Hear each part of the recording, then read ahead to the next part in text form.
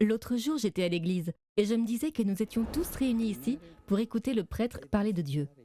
Et je suis sûre que beaucoup de gens se sont demandé à quoi cela servait d'aller à l'église. Je veux dire, vous pourriez simplement prier dans votre chambre tout seul, n'est-ce pas? Cela me rappelle l'histoire de Moïse. Moïse? Oh oui, c'est lui qui est allé demander au pharaon de laisser le peuple de Dieu sortir d'Égypte et d'adorer ensemble comme un seul peuple. Exactement. Après une série de fléaux, Moïse a conduit tout son peuple hors d'Égypte. Et il fait quelque chose qui ne s'est pas vraiment produit de la même manière jusqu'à ce point dans l'Ancien Testament. Il rassemble tout le peuple et lit les Écritures à haute voix, puis il conduit le peuple dans un acte d'adoration envers Dieu. Je comprends maintenant.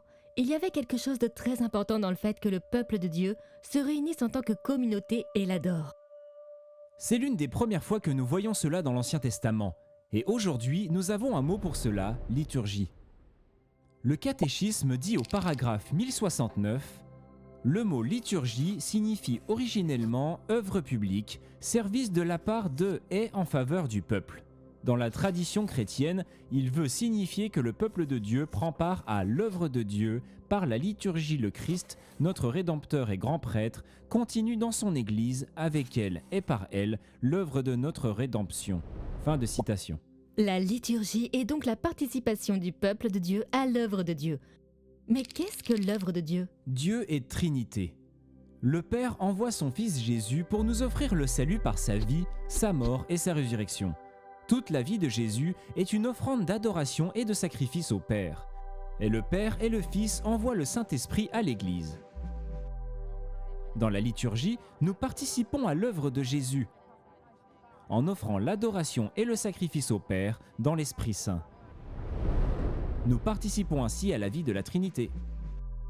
Nous participons donc à la prière de Jésus. C'est donc la liturgie que Jésus nous attire pour participer à son adoration comme un don de soi et un sacrifice. Et tout cela fait partie du plan d'amour et de bonté de Dieu. D'accord, prenons ce mot et concentrons-nous sur lui. De quoi la liturgie est-elle réellement composée? Où pouvons-nous la voir et en faire l'expérience? D'accord, mais pour répondre à cette question, regardons d'abord ce que nous sommes. Nous communiquons en utilisant des mots et des actions. Nos mots et nos actions peuvent être symboliques, ils peuvent avoir une signification plus profonde. Dieu communique avec nous d'une manière que nous comprenons, par des mots et des actions. Mais ces mots et ces actions, dans la liturgie, font réellement ce qu'ils signifient. La liturgie est donc constituée de paroles et d'actions instituées par Jésus et célébrées par l'Église. Nous exprimons notre relation au Seigneur de manière corporelle dans la liturgie, où notre voix, nos gestes et notre posture communiquent notre révérence et notre amour.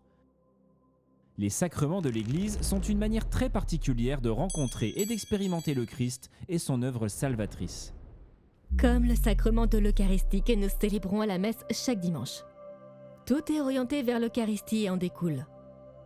Jésus nous attire dans une communion avec lui, en commençant par notre baptême.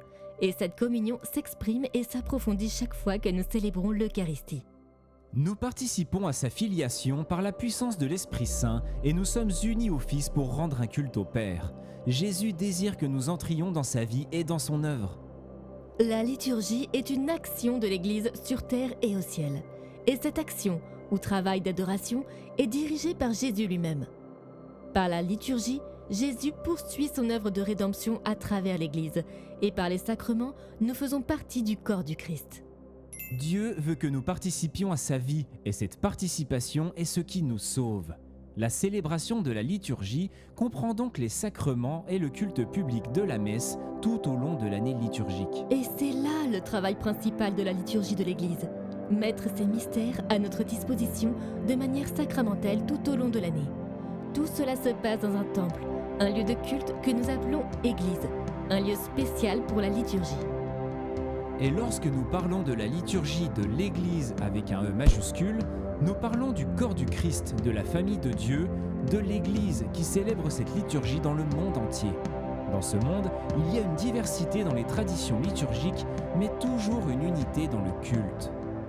La vie, la mort et la résurrection de Jésus sont donc de grands mystères dans lesquels nous pouvons pénétrer grâce à la liturgie. Et par la liturgie et les sacrements, nous sommes incorporés au corps du Christ, l'Église, et nous sommes entraînés dans la vie et l'amour trinitaire de Dieu, adorant le Père par le Fils dans la puissance de l'Esprit Saint.